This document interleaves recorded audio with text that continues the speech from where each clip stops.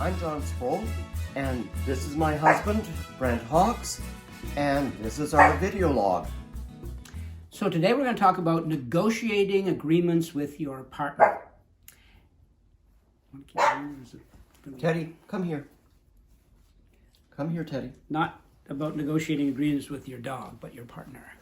Anyway, in LGBT relationships, it's really important to have negotiating skills because in many other kinds of relationships, there are some built-in things in terms of negotiating, but in LGBT relationships, we have to negotiate everything.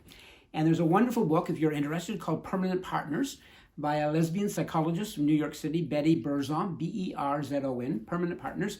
And she talks about all kinds of issues and negotiations and how they typically unfold with LGBT relationships, like managing finances, dealing with sex, impact of families, duties, etc. Strongly recommend it.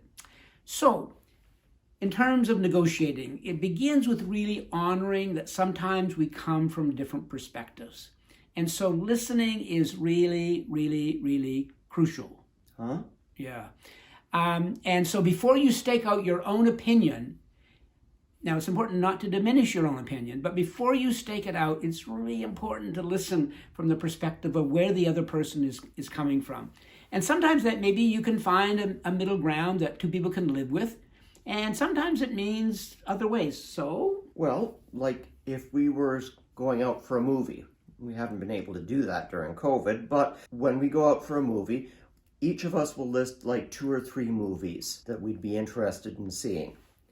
And we look at the other person's list and sort of go, oh, well, that one would interest me. And that way we can try and agree on a movie.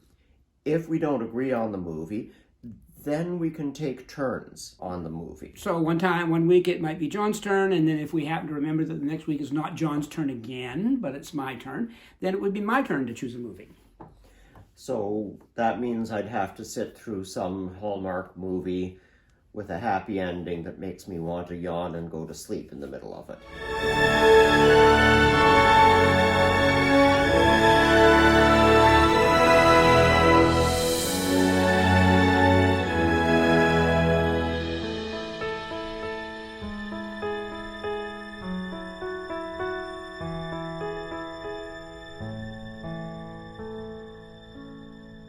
Yeah, you might be blessed with that opportunity. But then you've chosen some doozies over the years. Parasites in 3D was one of those. That was, you walked out on that one. I can't imagine. It showed good taste that you walked out on it. Didn't get any better, and the 3D was terrible. And who chose it? Well, it was 3D, you know. Uh-huh. Yeah, okay. And so in order for negotiating to be successful, though, it takes both listening, naming your own perspective, and it's about not dominating or acquiescing. The danger is to fall the danger is to fall into a pattern where someone just gives up and acquiesces, or someone steamrolls. I've been told that I can talk a lot and that I'm quick at thinking. So in these kinds of negotiations and discussions, I can be quick to give my perspective, to say what I think, and be ready to move on. And I, on the other hand, as somebody with Asperger's, have a bit of an auditory processing deficit. About 70 or 80% of people with Asperger's have that. And it just means that I can hear well, but translating it into the words in my brain can be a little bit slower than everybody else. So I'm a little bit more on the first sentence while you're on the 20th sentence. I'm a little bit further down in the paragraph of the conversation, and John's still thinking about the first sentence. And so that could give me the impression sometimes that he's really listening and hearing all of the valuable points, wonderful points that I'm making, and he's still back at the first sentence.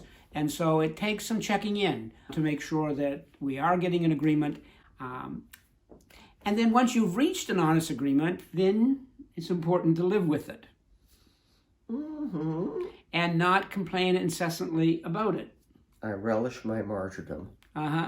Yes, John would never complain about an agreement that he's apparently agreed to. Never, no. And so this leads us to our next vlog, which is dealing with our differences because we are very, very different from each other. And it almost meant that we weren't going to have a relationship in the very beginning, but we'll explain that next time. So if you enjoyed the video, pass it on to others. And you can subscribe, it's free, helps us. You can click the little bell button, and if you do, then if you click the bell button, YouTube will tell you when we post the next video. so, thank you. Thank you. Are we done now?